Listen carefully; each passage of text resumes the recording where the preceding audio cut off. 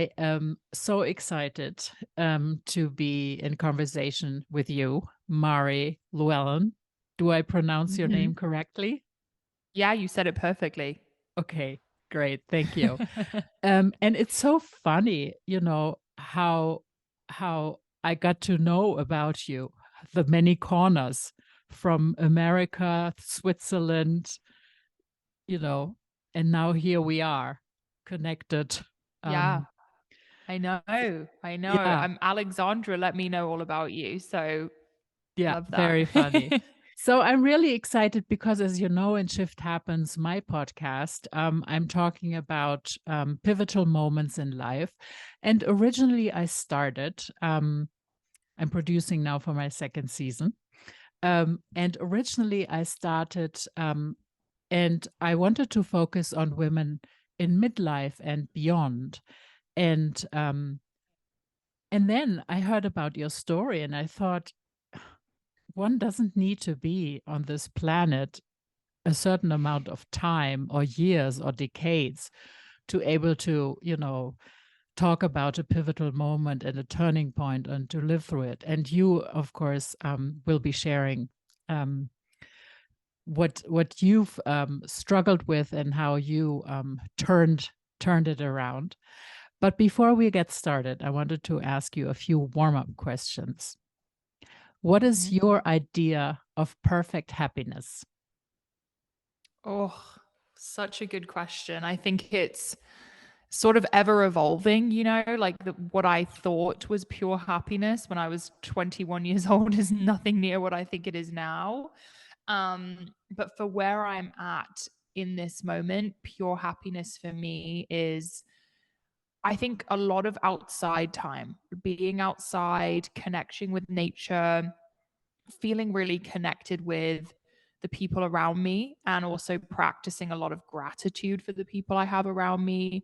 I've been with my husband now for 10 years, which is pretty insane. That's a large chunk of my life. And I'm so Hmm. grateful for him. And um, sort of appreciating the more simple things. I feel like the older I get, the more I enjoy the small, simple moments, because you kind of realize that the bigger, grander stuff really doesn't make you feel much at all. And when you really Hmm. lean into those simple moments and just practice enjoying them, those are, where I'm finding the most joy. And animals have always brought me a ton of joy, so I have to mention that too. Yeah, yeah, I can relate to that. What do you most value in your friends? Oh, what do I most value in my friends? I think, hmm, showing up on the good days and the bad days. I feel like the people I'm really close with have been there with me through my best moments and my worst moments and have really supported me through that. Hmm. And I think also just being in the industry that I'm in, there's a fair amount of people who connect for, a business purpose, or, what are you doing for me? And I don't love that. I feel like in my pure friendships, it's just about enjoying each other's company and supporting each other.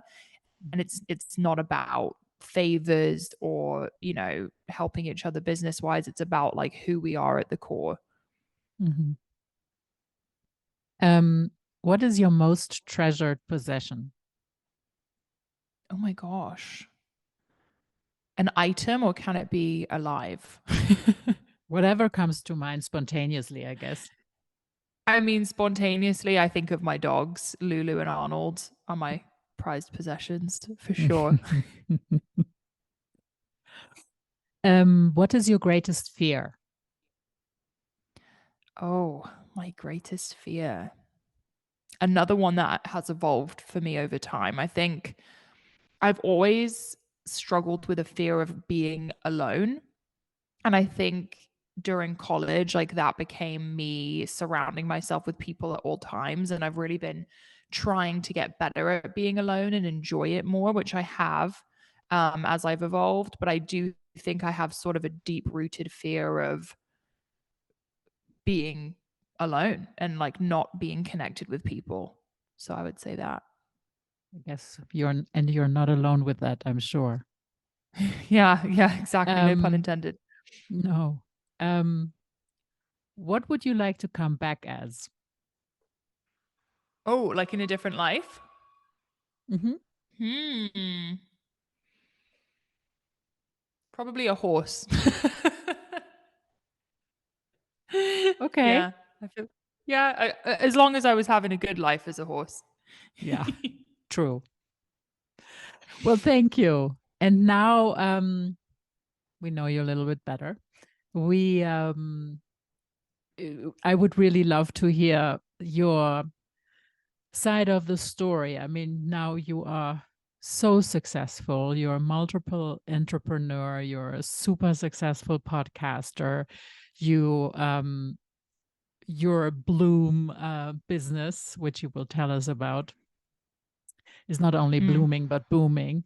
Um, and all this happened over the past what 7, 8 years, and yeah.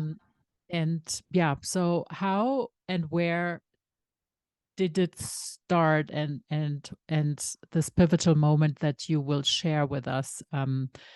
What is the, where did that begin? Yeah. So my story started from a pretty low place around 2015, 2016. I think I'd always kind of struggled with my mental health, and things just kind of escalated for me around that time. I was diagnosed with borderline personality disorder, which I no longer meet the criteria for, but back then, um, it's considered a trauma based disorder. And I had a lot of really unhealthy coping mechanisms. I was self harming, drinking, basically anything that would numb the pain I was feeling. Hmm. So I had a very unhealthy lifestyle. I was also prescribed a number of medications to assist with the BPD. So, antidepressants, anti anxiety, mood stabilizers, antipsychotics, a lot at once, to the point where I really couldn't feel anything at all. Um, and that numbness can be helpful in the short term, but in the Mm. long term, I think I just lost complete sense of reality. And on top of it, I was drinking and just living in a fully dissociated state for over a year. Wow. And at that point, I gained, I'd never really thought about my body before. I grew up pretty lean. I ate well, like it wasn't something I thought about. But around that time, it took me a while to notice, but I realized that my body looked completely different, and I'd probably gained over 60 pounds at that point. And just felt awful. Like the food I was eating, everything I was doing was just kind of adding to the problem. So I Mm. was a semester out from graduating from Drexel University and ended up having to kind of put my hands in the air and be like, this is not working. I was failing every class. I was super unhealthy, could barely get out of my bed. So I ended up dropping out and moving home with my dad, which to me was like a huge failure. I was really embarrassed. I felt like I had Mm. no idea what I was going to do with my life. I had no degree, I had no job. Um, and it was at that point that I would like to say I'm not a doctor. I'm not recommending anyone do this, but I came cold turkey off the medication I was on. And it gave me a minute to have a really realistic view of my life and kind of where I was at that point, and honestly take full responsibility. I don't think until this point I had really taken responsibility. I was living in a victim mentality, which I think a lot of people do. Looking at other people, whose fault is this? Why me? This must be because of X, Y, and Z. And in this moment, I just took full responsibility and I told myself, like, you are the reason you're in this position. And the only person who can get yourself out of it is also you. So in that moment, Can it I took ask you? time. Can I ask you one question? Were you in Mhm. therapy at the time? So technically, I've been in therapy since I was 14. And I was originally put in therapy for ADHD, family reasons. But when my mental health was really bad, I would like go through phases of not doing it. So I would go in and out. I was very kind of inconsistent. Mm. Um, it wasn't until later in my life that I found a specialist for BPD and for the things I've gone through. So Mhm. I was kind of in therapy, but I definitely wasn't using it for what I should have been. Um, Mhm. so it was a long process of, trying to figure out how to gain control back of my life. And, I was dating my now husband, Greg, who has been bodybuilding for years. And he was my example of Mhm.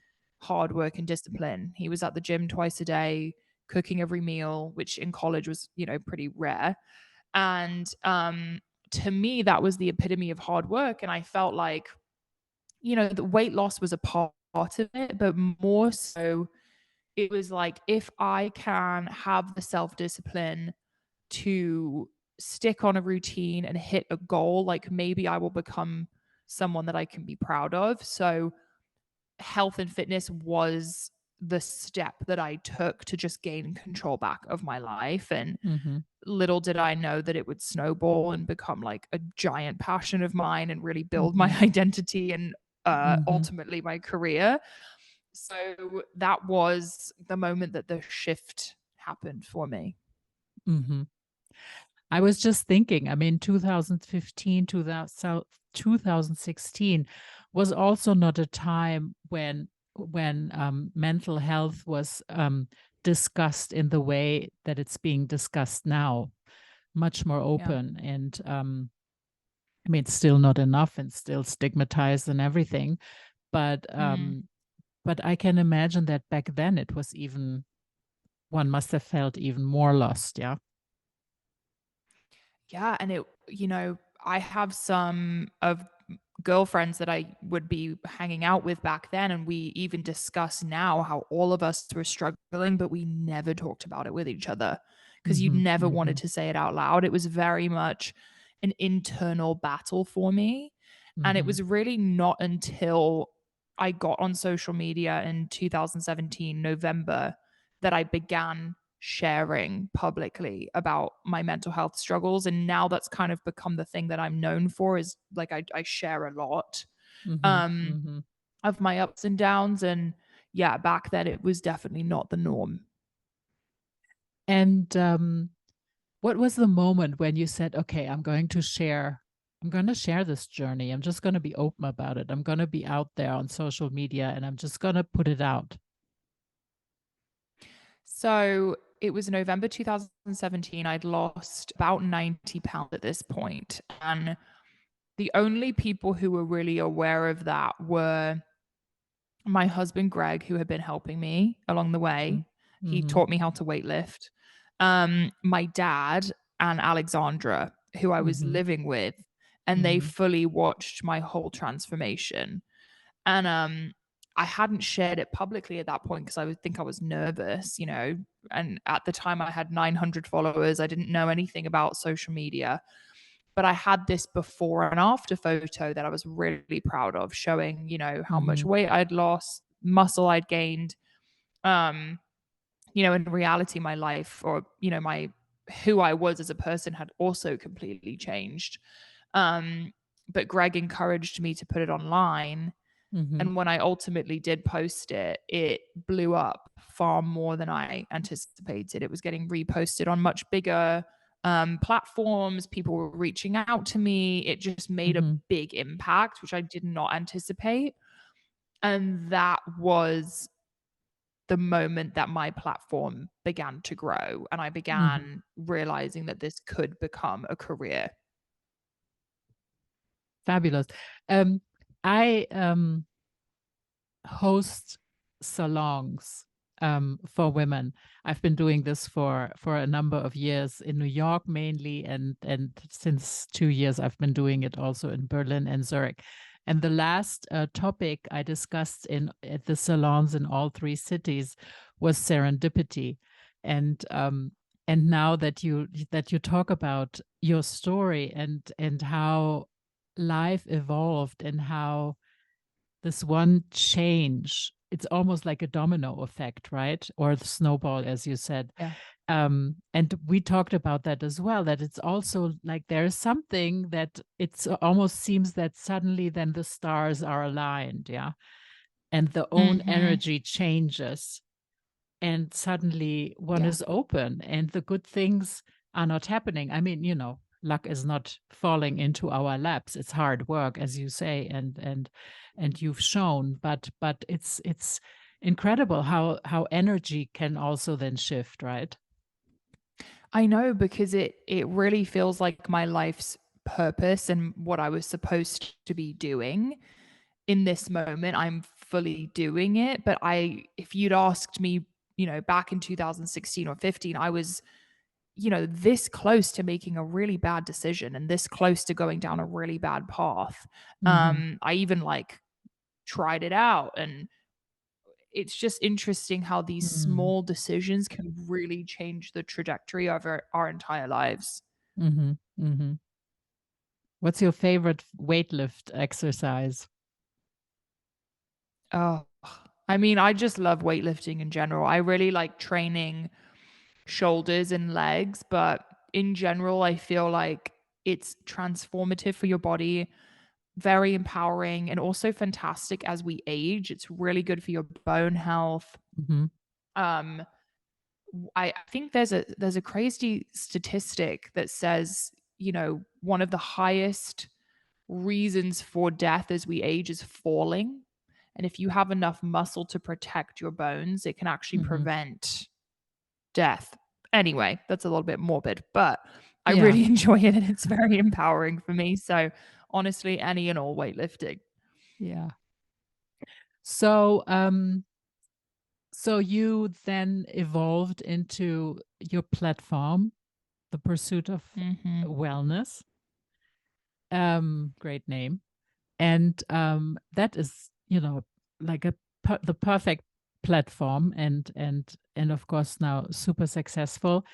And of course I listened to some of your podcasts, and you have great guests in your shows, and it's so informative. One learns really a lot about the body and everything that connects with it, and it would be great if you could elaborate a bit on this. But what I want to know, what do you think is often in the way of people, and I guess particularly women, to take care of themselves and to to see this pursuit of wellness um, as necessary, but also Mhm. embrace it as something positive, and it's not only a burden. Yeah.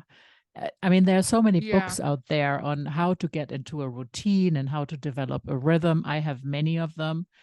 And I'm still not doing what I want to do and should be doing. So what do you think is in the way? I mean, I think everyone has their own reason. Like, same as me before Mhm. fitness, I had so many excuses and I was so not in touch with myself. I think it's a mixture of maybe ignorance being a part of it. Not everyone listens to informative podcasts, not everyone has the knowledge to go off of it, to me, fitness and health is the most important part of my life because it impacts everything about my life, my relationships, my energy, the way I show up for my friends, my work. Um, but before my fitness journey, I really think I was living, as I said, in a victim mentality. And it's really Mhm. difficult to take care of yourself when you believe that it's other people's fault or that's the universe's fault or bad things happen to you. It really is such a mindset that I think Mm. mindset is at the core of a lot of people getting in their own way. But I also Mm. think in the US, we kind of have a really bad relationship with food and our bodies. I Mhm. think even I notice when I go to Switzerland or I'm in Europe, health is just more a part of life, like food quality, Mhm. being outside, walking. These things are innate to people, like yourself who grew up in Europe. And here in America, people aren't even aware of the ingredients that they're putting in their bodies every day. I mean, it's pretty Mhm. frightening. The Mhm. amount of processed food, the amount of medication people use. Um, People are stagnant at their desks all day. Work culture here is crazy. The stress level here is crazy, and I think people associate, fitness and health with extreme dieting and what can I do to look as small as possible? It isn't a lifestyle and it's not necessarily about longevity. Mhm. Obviously, this is becoming more popular now that we have podcasts and we have, well-known people speaking about it and how Mhm. important it is, but it still feels Mhm. like a very niche group Mhm. who Mhm. are embracing health and fitness as much as they are. So Mhm. I think people have so many different reasons why they don't do it, but I think at the core of it, it's about shifting the mindset. Mhm. Mhm. So, and then you did your first social media post, and many others followed, and how was it for you? I mean, you decided to go on this fitness and wellness path, and this developed as really the core of your life. Um, were there weak moments, and what did you do to pick yourself up again? Mm.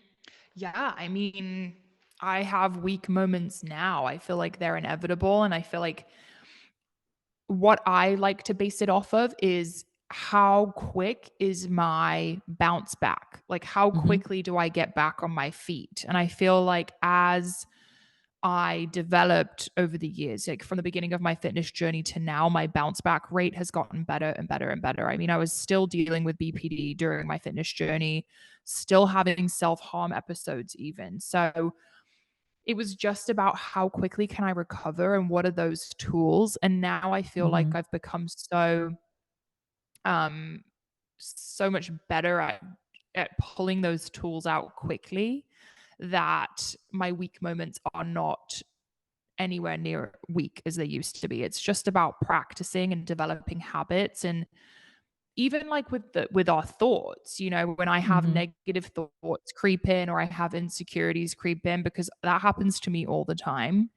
It's about correcting the thought pattern and over again each and every day, getting in the way of those negative thoughts taking over, because if we don't practice, it will never Mhm. become our reality. Mm. Yeah. So, your the pursuit of wellness was the foundation, correct? That's like your first business, so to speak. Or tell me a little bit about the businesses that have developed Yeah. and evolved Yeah. from No, it can your be a bit pivotal moment. confusing. Yeah. So, the pursuit of wellness is actually my most recent venture. So, that's the Ah, okay. newest business that I have. So, the Okay. first ever business I had was technically called Mari Fitness. Mhm. So, the demand that I was getting from my followers, from my community was, please, can you put out a workout plan, a nutrition guide? We want to know exactly what you did to lose weight. So the Mhm. first product I ever made was a PDF workout guide that you could download, and it was Mhm. $5. And me and my husband would manually email it to anyone who asked for it, and they would PayPal us $5. So this was a really unsustainable business plan. We were Mhm. on our phones all day emailing this PDF Yeah. guide. Um, but eventually figured out how to make a website. And I have to say, the PDF guide is the whole reason we were able to afford to launch a supplement company in the first place. It was, still when people ask me for business advice, I always say PDF guides are a fantastic way to start, because you just need to be an expert in something. You create your Mhm. guide and it just Mhm. exists online. There's no overhead, there's no employees. Um, Mhm.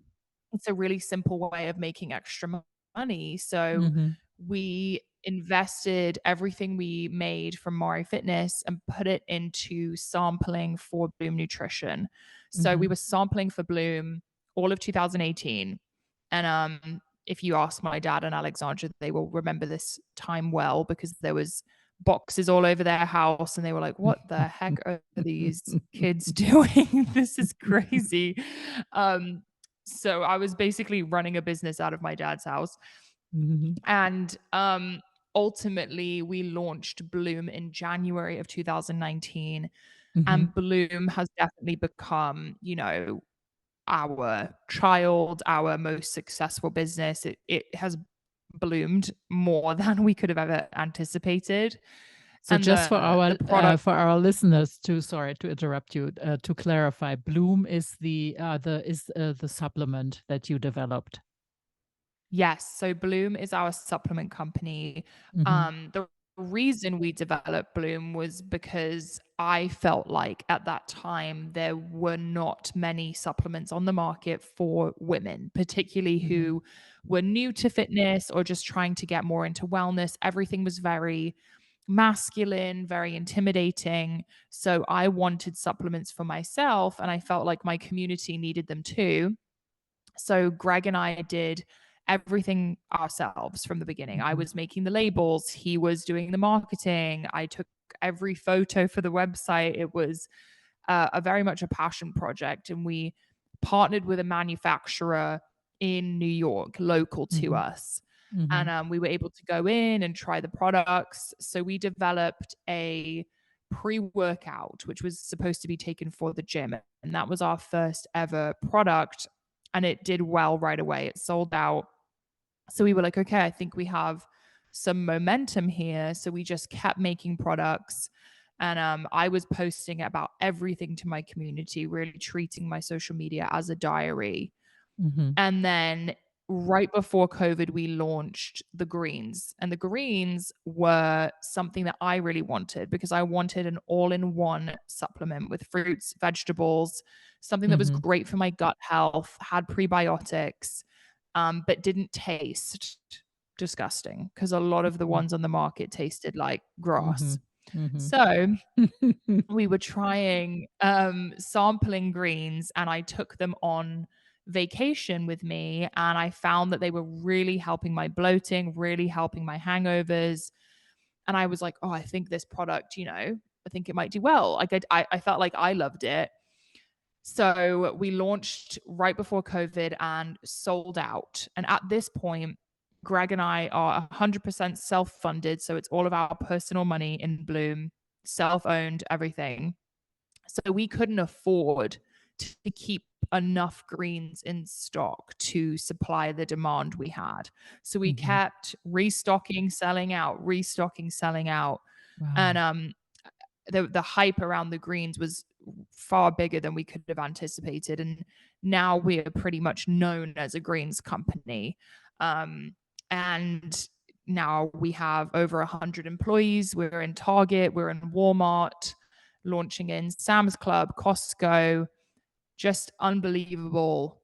Yeah, it's wild. Even when I think about it now, it's pretty amazing. And I never could have anticipated. I mean, when you think about where I started, I Mhm. had no, and that's the biggest thing that I hope people take away from my story is I was not a special person. I wasn't particularly good at school. I was starting from a really bad, low place.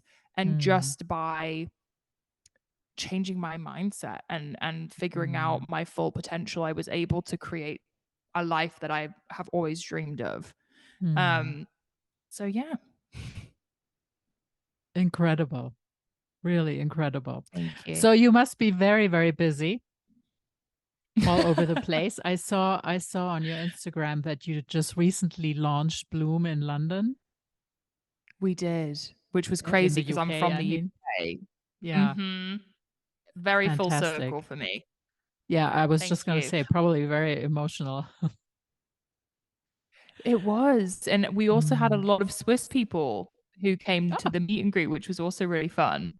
oh, Yeah. cool. Great. Yes, well, let me know when you plan to expand to Switzerland Oh, or I know. Germany. This Switzerland's tricky. They're tough to get into. Try Germany. Yeah. Um, so So you're very busy all over the place. What's your favorite way to calm down? Hmm. A little bit of a unique answer. I have a few answers. I have a a big passion for horses and horseback riding. And I think horseback riding has been such a gift for me because when I go to the barn, I just stop thinking about everything. When I'm grooming my horse, when I'm riding, Mhm. all I'm thinking about is being in the moment. And that's been a really special thing for me. So I think, Mhm. finding a hobby that you feel so passionate about and gets you to stop thinking about everything else can be so beneficial, especially when you're outside or you're with animals or you're exercising. Um, I'm really into activations. So they're essentially active meditations. And I have an app that I Mhm. love called Superhuman. And Mhm. it's basically like a meditation, but you can do it while you're walking, while you're cooking, getting ready, driving.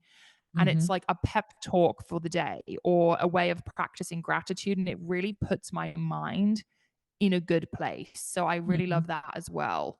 Um, Mhm. and sleeping a lot. Like getting a good night's sleep is extremely important to me. Mhm. Mhm. And when you are exhausted or, just have maybe a moment like we all have, what energizes you? Mm. For that, I would say that's why I have the health routine I have, the nutrition, the eating whole nutrient dense food, taking my supplements, working out, getting outside. Like those are the things that keep me sane and grounded and Mhm. energized. Like I'm someone that goes crazy if I sit at a desk all day. I'm not like a Mhm. big office person. I like to be taking my calls on walks and Mhm. having some balance. So, yeah, being active Mhm. for sure. Mhm. And can you share a few important health hacks with us? Mm, health It's your hacks. favorite 3. Okay. Number one, protein. Protein Mhm. is so important. It keeps me full, it keeps me energized. I don't think enough people eat enough protein. Mhm. So, if I'm building a plate, I'm building it around the protein. Like I have a steak or chicken or fish, and I'm adding vegetables and maybe potato, but protein is the bulk of it. And also starting my day with a lot of protein. So I actually eat a steak for breakfast, which is kind of funny. Oh, wow. Okay. I know it's not very Swiss of me. Um, then another health hack, I really like red light therapy for Mhm. inflammation, for skin. I find it's really beneficial for like healing. I'll often do meditations or like, some podcast in front of it. And then another health hack, I really like my aura ring. So this ring tracks Mhm. my steps, my sleep.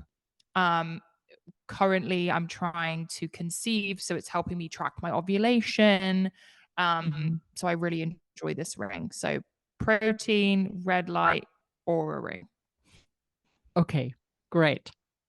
I'm out tomorrow to get it all and stack up on my protein.